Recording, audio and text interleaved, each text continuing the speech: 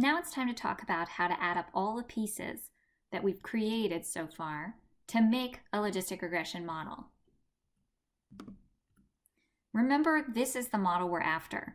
The right-hand side looks like the linear regression model we're so used to using, but the left-hand side, instead of just being y, is the log odds ratio of some variable.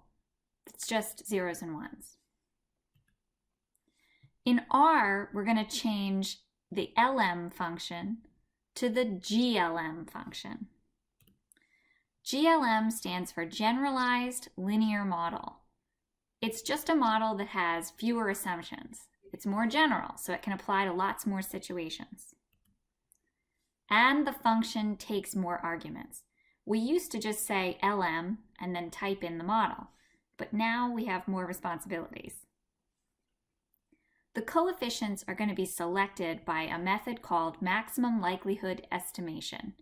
And essentially what's happening is R is just going to pick some parameters, a slope and coefficient for each variable and an intercept, and it's going to say, is this the best one? Is this the most likely value? And then it's going to change the values and compare. Is this value more likely? And it's just going to try hundreds and thousands of values and pick the ones that represent the best model, the least error. It's choosing the most likely values of the intercept and the coefficients based on some theoretical distributions.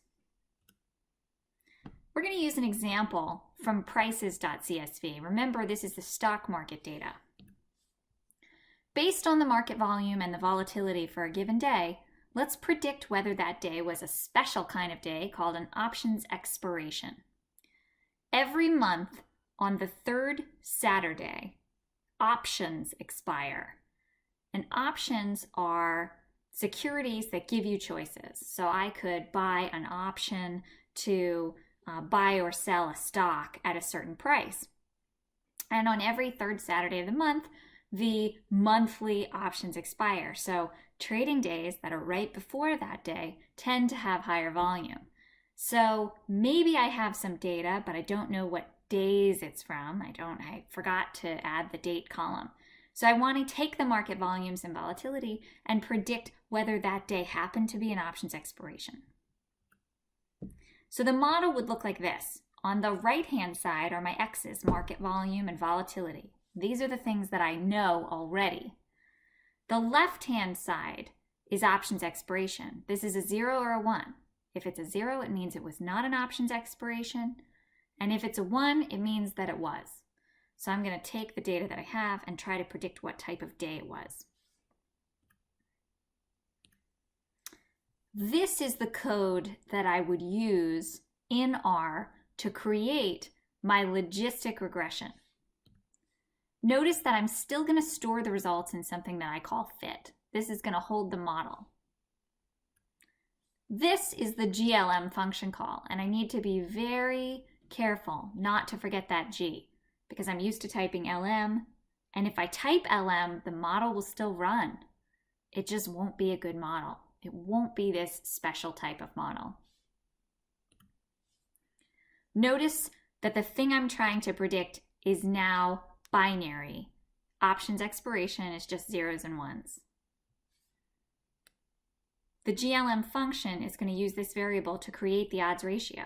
How common are successes and failures in this data?